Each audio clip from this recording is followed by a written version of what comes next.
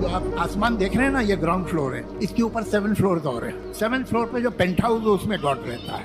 और ये मुझसे पूछेगा, इसकी मजाल होगी कि मुझसे पूछेगा कि तुमने क्या किया दुनिया में। मैं पूछूंगा अगर ये निकला कि भाई तुमने क्या किया। ये बात है उस सवाल की जो आज भी हमारे बीच जिंदा है।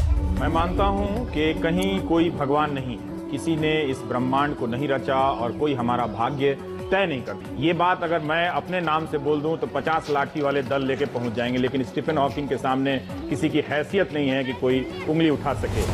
ये बात है उन अल्फाज की जिनको सुनकर जमीन, आसमान और पहाड़ का दिल फट पड़ने को करता है। ये जानना जरूरी है कि ईसा मसीह कौन है। असल में वो खुदा थे जो इंसानी रूप में दुनिया में आए।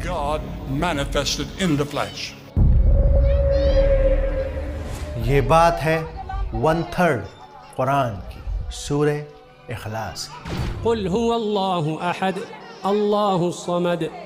कुरान की सारी सूरतों में सबसे ज्यादा पॉपुलर, सबसे ज्यादा याद की जाने वाली सूरत है सूरे इखलास।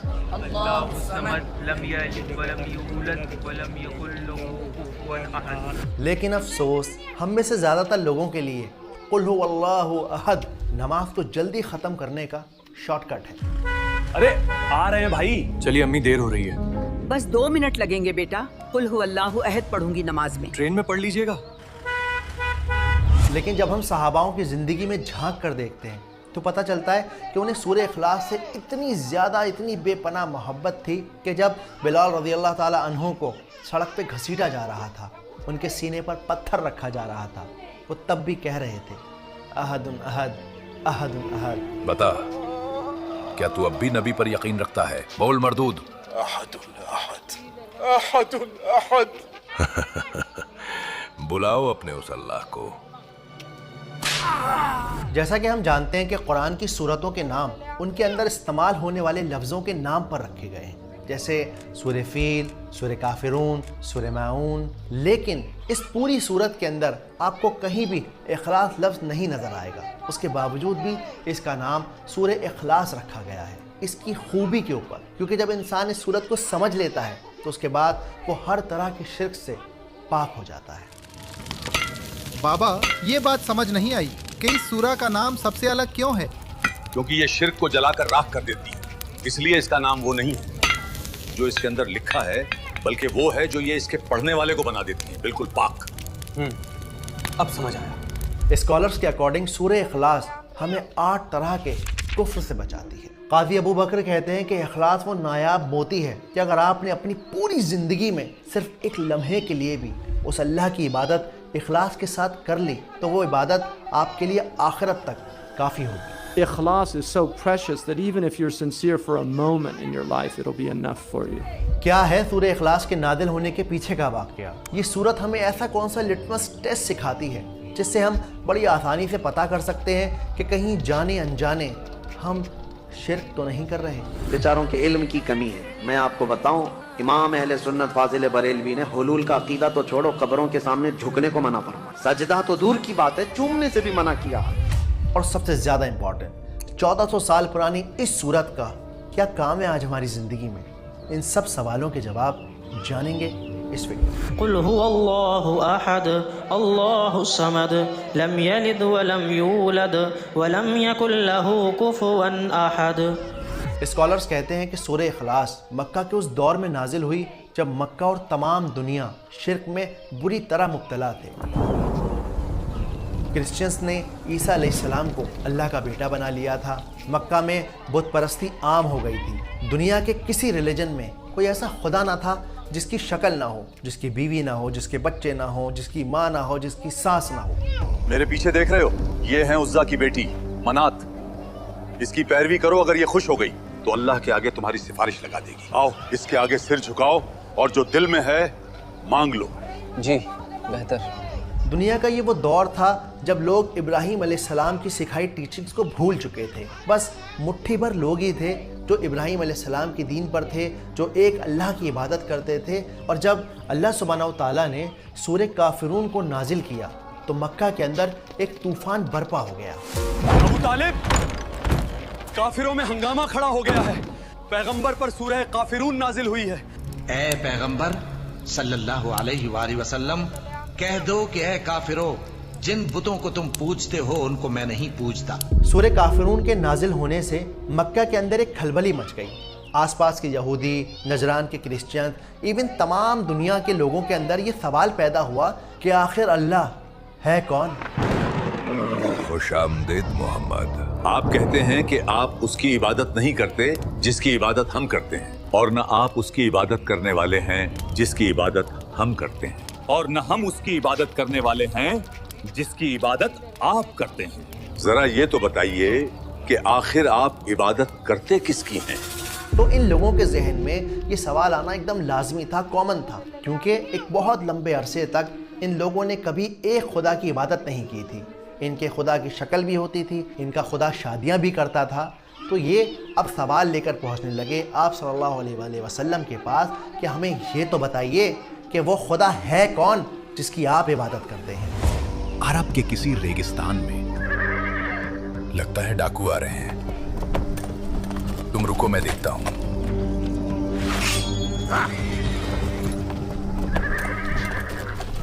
डरने की जरूरत नहीं। आज हम लूटने नहीं, पूछने निकले हैं कि मोहम्मद हमें जिस अल्लाह की तरफ बुलाते हैं वो बना किस चीज का है? क्या वो सोने चांदी का बना है या वो लोहे का है? खैबर अरब में यहूदियों की सबसे बड़ी आबादी। खुशामदीद, काफी जल्दी लौट आए आप लोग। मैं बेसब्र हूं ये जानने के लिए कि मक्का में क्या मामला रहा। उम्मीद है आपने वही सवाल पूछे होंगे जो मैंने आपसे कहे थे। जी बिल्कुल, हमने मोहम्मद से पूछा कि अल्लाह ने मलाइका को नूर से बनाया है, आदम को मिट्टी से, इब्लीस को आग से और आसमान को धुएं से। तो हमें बताइए आपका अल्लाह आखिर किस चीज से बना है? शायद हम आप पर ईमान ले आएं। और उनका जवाब था कि उसने हर चीज बनाई है, न कि वो खुद किसी चीज से बना है। मुझे लगता है वो सच्चे पैगंबर हैं। यहाँ आप गलत हैं। पैगंबर आएगा तो हमारी नस्ल से ही आएगा। हर बार जब अल्लाह के नबी से कोई ये सवाल करता तो अल्लाह के नबी सल्लल्लाहु अलैहि वसल्लम वही जवाब देते जिसका हुक्म उन्हें अल्लाह ने दिया था। कहो कि वो माबूद बरहक जिसकी मैं इबादत करता हूँ अल्लाह है, वो एक है। अल्लाह बेनियाज है, वो न किसी का बाप है और न किसी का बेटा, और कोई उसका हमसर नहीं। बहुत सारे लोगों को ये मुगालता भी रहता है कि शायद सूरह इखलास मदीना में नाजिल हुई, लेकिन ऐसा नहीं है। ये सूरत मक्का के शुरुआती दिनों में ही नाजिल हुई। बिलाल रज़ियल्लाहु ताला अन्हु के इस्लाम लाने से पहले नाजिल हुई। तभी जब उन पे कोड़े बरसाए जाते थे, उन्हें परेशान किया जाता था, उसके बावजूद भी वो अहदुल अहद ही कहते थे। वो किसी दर्जे में भी कंप्रोमाइज करने के लिए तैयार नहीं। तो ये अहदुल उस वक्त जो उनकी जबान से निकल रहा है, ये कतई सबूत है इसका कि ये सूरह मुबारका उस वक्त नाजिल हो चुकी थी, और इसी के हवाले से कुल हुवल्लाहु अहदुन। पर क्योंकि आप सल्लल्लाहु अलैहि वसल्लम अल्लाह कौन है, कैसा दिखता है, वो कहाँ रहता है, कितनी उसकी औलाद है, इस तरह के सवालों के जवाब के लिए इस सूरत को हर मौके पर अल्लाह के नबी ने पढ़कर सुना दिया। मदीना, हिजरत के बाद का दौर। ऐ अल्लाह के पैगंबर, हम नजरान के पादरी हैं और आपसे जानना चाहते हैं कि अल्लाह कौन है, वो कैसा दिखता है, और इसके अलावा क्या ईसा मसीह अल्लाह की औलाद हैं? उसकी कितनी औलादें हैं, और क्या उसकी कोई बेटी भी है? ये सब हमें बताइए पैगंबर। कह दो अल्लाह बेनियाज है, वो न किसी का बाप है और न किसी का बेटा।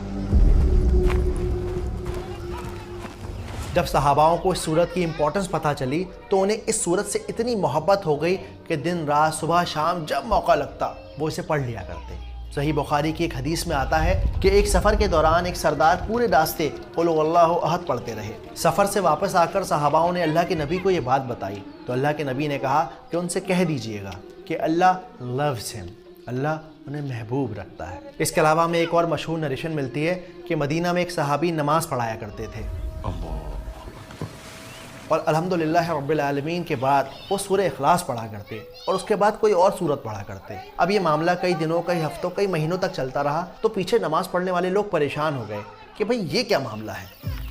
ये तो कोई तरीका नहीं हुआ नमाज पढ़ाने का। मैंने ढके छुपे लफ्जों में समझाने की कोशिश की, लेकिन वो रहे इमाम साहब, ज्यादा लोगों का जाना ठीक नहीं। अस्सलाम वालेकुम। वालेकुम अस्सलाम व रहमतुल्लाहि व बरकातुहू। आप लोग यहाँ सब खैरियत? हम आपसे ये कहना चाहते थे کہ الحمدو کے بعد آپ صرف اخلاص ہی پڑھائیے، یا پھر کوئی اور سورت۔ الحمدو کے بعد 2 سورتیں پڑھانا ہمیں کچھ ٹھیک نہیں لگتا، تو آپ ایسا کیجئے، مسجد کا امام کسی اور کو بنا لیجئے، میں سورہ اخلاص پڑھنا نہیں چھوڑ سکتا۔ اور جب امام صاحب اس بات پہ راضی نہ ہوئے تو پھر یہ لوگ اللہ کے نبی کے پاس گئے اور سارا واقعہ کہہ سنایا۔ اللہ کے نبی نے ان سے کہا کہ جائیے اور جا کر ذرا پتہ کیجئے کہ وہ ایسا کیوں کرتے ہیں۔ پیغمبر آپ کے اس عمل کی وجہ جاننا چاہتے ہیں کہ آپ ایسا کیوں کرتے ہیں۔ میں اپنے اس عمل کو راز رکھنا چاہتا تھا، لیکن یہ پیغمبر کا حکم ہے، تو آپ اللہ کے نبی کو بتا دیجئے کہ مجھے اس صورت سے محبت ہے۔ اللہ کے رسول صلی اللہ علیہ وآلہ وسلم نے جب یہ بات سنی تو صحابیوں سے کہا کہ آپ جا کر ان سے کہہ دیجئے گا کہ اس صورت نے ان کو جنت میں داخل کرا دیا ہے۔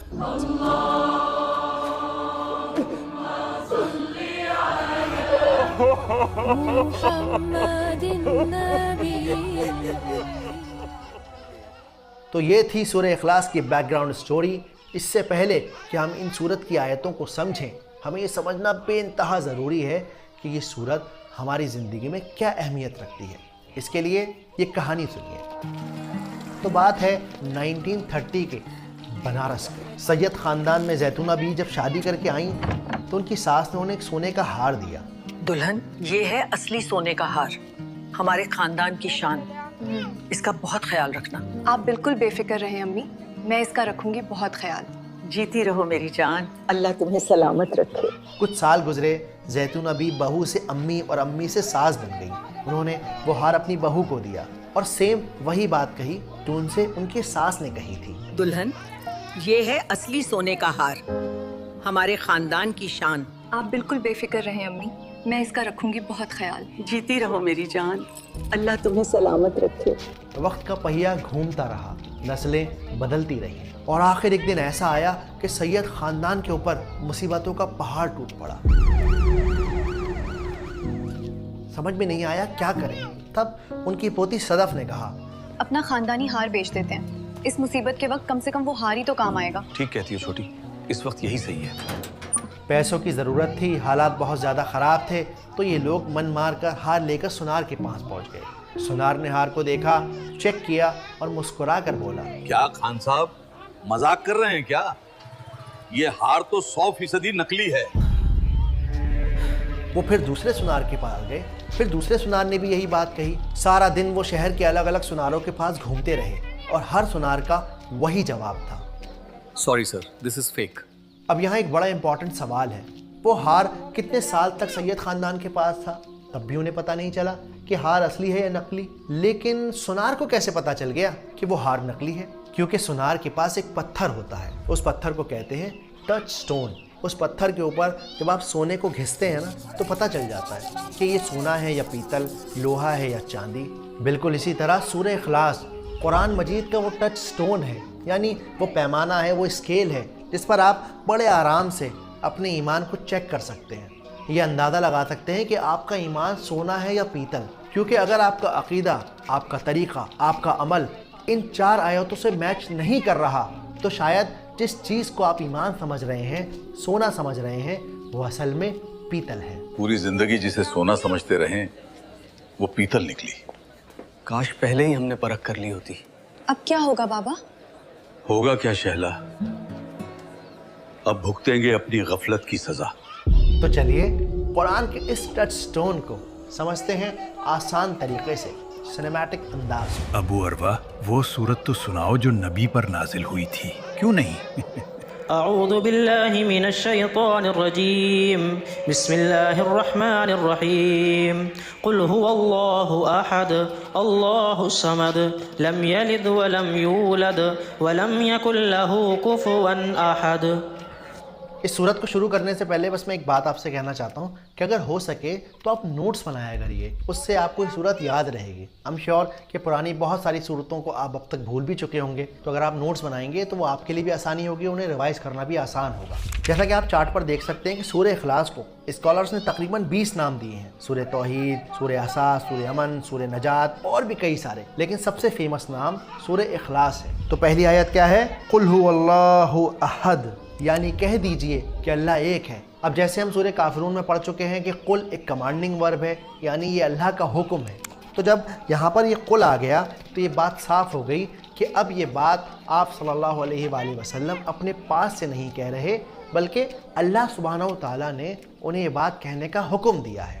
لیکن جب ہم سورہ کافرون والی آیت پڑھتے ہیں تو ہمیں پتہ چلتا ہے کہ اس میں کہا جا رہا ہے کافروں سے کہہ دیجئے۔ اب یہاں پر آڈینس بتائی ہی نہیں گئی، یہ بتایا ہی نہیں گیا کہ بھئی کہنا کس سے ہے۔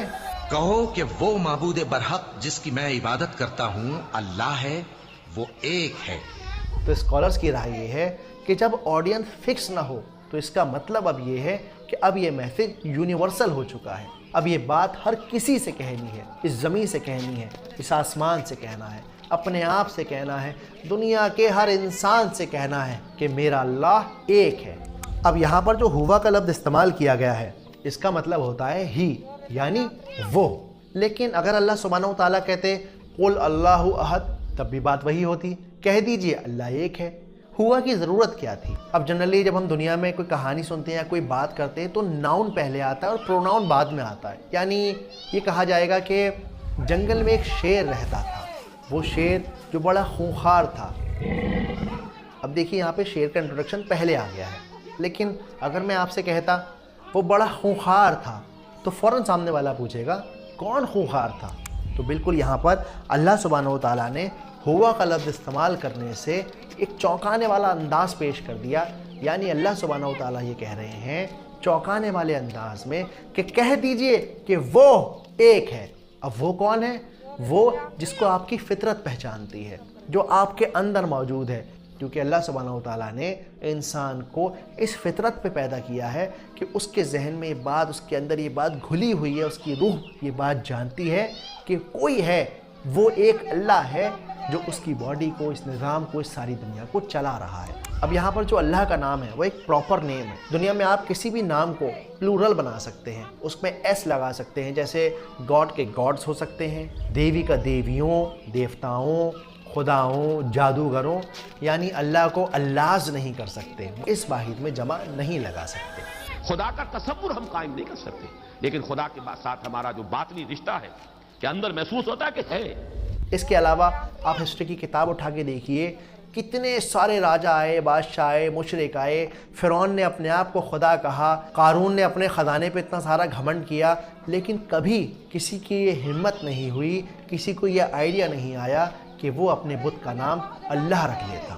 تو یعنی یہ اللہ کا ڈیوائن پلان ہے، اللہ کا ڈیوائن نیم ہے، اس پر صرف اور صرف اللہ رب العزت کا کاپی رائٹ ہے۔ اب یہاں پر جو عہد کا لفظ استعمال کیا گیا ہے یہ بڑا یونیک ہے، اس کا مطلب ہوتا ہے ایک، لیکن یہ ایک گنتی والا ایک نہیں ہے، کیونکہ عربی میں گنتی والے ایک کے لیے کہا جاتا ہے واحد۔ تو جب یہاں عہد کہا گیا تو اب اس کا مطلب ہے کہ اب نہ اس کے آگے کچھ ہے، نہ اس کے پیچھے کچھ ہے، نہ اس کے جیسا کچھ ہے، اور نہ ہی اس کے جیسا کبھی کچھ ہوگا، نہ ہی یہ کسی چیز سے مل کر بنا ہے۔ مثال کے طور پر آپ کے پاس ایک کیک ہے تو آپ کہیں گے میرے پاس ایک واحد کیک ہے، آپ یہ نہیں کہہ سکتے کہ میرے پاس عہد کیک ہے۔ کیوں؟ کیونکہ آپ کا کیک بہت ساری چیزوں سے مل کر بنا ہے۔ اس کے علاوہ اگر اس کیک کے ساتھ ایک اور کیک کو رکھ دیا جائے تو اب وہ دو کیک ہو جائیں گے، اگر اس کیک کے پیسز کر دیے جائیں تو بہت ساری پیسٹریز بن جائیں گی۔ اس آیت نے عیسائیوں کے ٹرینٹی والے کانسیپٹ کو بالکل ختم کر دیا، ریجیکٹ کر دیا، کیونکہ عیسائی کیا کہتے ہیں کہ اللہ کے تین حصے ہیں۔ خدا، God as Father, God as Son Jesus, and number 3 the Holy Ghost, روح القدس، حضرت جبرائیل۔ استغفر اللہ۔ تو اب اس پوری آیت میں کیا بات ہو رہی ہے؟ کہہ دیجئے کہ اللہ ایک ہے، اکیلا ہے۔ اب لوگوں کے دماغ میں یہ بات آئے گی کہ اللہ اگر اکیلا ہے تو شاید وہ کمزور ہو، کیونکہ اکیلا اکثر کمزور ہی ہوتا ہے۔ تو اس کا جواب اللہ نے دوسری آیت میں دیا، اللہ الصمد، یعنی اللہ بے نیاز ہے، کسی پر ڈیپینڈ نہیں کرتا۔ یہ آیت اصل میں اللہ کا انٹروڈکشن ہے۔ یہاں اللہ یہ بتا رہا ہے کہ وہ ہے کون، اس کی پہچان کیا ہے، اس کی آئیڈینٹی کیا ہے۔ الصمد کا یہ لفظ پورے قرآن مجید میں صرف ایک ہی بار آیا ہے، اور یہ اس سورت کا سب سے ہیوی ورڈ ہے۔ تو بہت دھیان سے سنیے گا، کیئرفلی، بہت دھیان سے، ٹھیک ہے؟ جب یہ سورت نازل ہوئی تو صحاباؤں نے اللہ کے نبی سے پوچھا کہ اے اللہ کے نبی، یہ الصمد کیا ہے؟ تو اللہ کے نبی نے کہا کہ الصمد وہ سردار ہے، وہ چیف ہے جو لوگوں کی ضرورتوں کو پورا کرتا ہے، یعنی الصمد وہ ہے جس کے اوپر ساری کائنات ڈیپینڈ کرتی ہے، دنیا کی ہر چیز اس کی محتاج ہے، جیسے جانور ہو یا انسان ہو، ہم سب کو ہر وقت ہوا چاہیے، پانی چاہیے، بھوک لگی ہے تو کھانا چاہیے، دل دکھ گیا ہے، گلے تک آنسو بھر آئے ہیں تو کمفرٹ چاہیے، اکیلے میں ڈر لگ رہا ہے تو سکون چاہیے۔ تو ایسی سچویشن میں ہم کس کے پاس جاتے ہیں؟ اس ایک اللہ کے پاس جاتے ہیں۔ یا اللہ grant us Jannah without reckoning، یا اللہ۔ اب اس آیت نے ان سارے بلیف کو، ان سارے سائنٹسٹ کی تھیوری کو ریجیکٹ کر دیا جو یہ کہتے ہیں کہ خدا ہے ہی نہیں اور یہ دنیا کا نظام اپنے آپ چل رہا ہے، گریوٹی نے ہر چیز کو تھام رکھا ہے اور وہی اس کو مینج کر رہی ہے۔ پر یہ آیت کہتی ہے کہ اللہ الصمد ہے، اسی لیے گریوٹی بھی اللہ کی محتاج ہے۔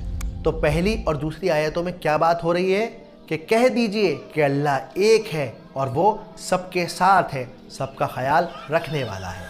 قل هو اللہ احد اللہ الصمد، کہہ دو اللہ بے ہما ہے، اللہ باہما ہے۔ بے ہما کا ترجمہ کہہ دو اللہ سب سے الگ ہے اور اللہ سب کے ساتھ ہے۔ آیت نمبر 3، لم یلد ولم یولد، نہ وہ کسی سے پیدا ہے اور نہ اس سے کوئی پیدا ہے۔ اب یہاں لام کا یوز کیا جا رہا ہے جس سے یہ بات صاف ہو گئی کہ یہ آیت پاسٹ ٹینس میں بات کر رہی ہے، لیکن پاسٹ ٹینس میں ہی کیوں؟ تو جیسا ہم ویڈیو کے شروع میں جان چکے ہیں کہ پوری دنیا کے اندر جتنے بھی ریلیجنز تھے، جو بھی مذہب تھے، ان سب نے گاڈ کو ہیومنائز کر دیا تھا۔ تو اس آیت نے اس پورے بلیف کو ریجیکٹ کر دیا کہ اللہ کا کوئی بیٹا ہے یا اللہ کسی کا بیٹا ہے۔ کہو کہ وہ معبود برحق جس کی میں عبادت کرتا ہوں اللہ ہے، وہ ایک ہے، اللہ بے نیاز ہے، وہ نہ کسی کا باپ ہے اور نہ کسی کا بیٹا۔ لیکن اب سوال یہ ہے کہ اگر اللہ کا بیٹا ہوتا بھی تو اس بات میں پرابلم کیا ہے؟ تو اس بات میں پرابلم یہ ہے کہ اگر اللہ کا بیٹا ہوتا تو اللہ ڈیوائیڈ ہو جاتا، پھر اللہ احد نہیں رہتا۔ اور جیسا کہ ہم ہالی ووڈ کی بہت ساری فلموں میں دیکھتے ہیں کہ دو خدا ہو گئے اور اتنی بڑی پرابلم کریٹ ہو گئی کہ پھر بڑے خدا کو زمین پر آنا پڑا چھوٹے خدا کو مینیج کرنے کے لیے۔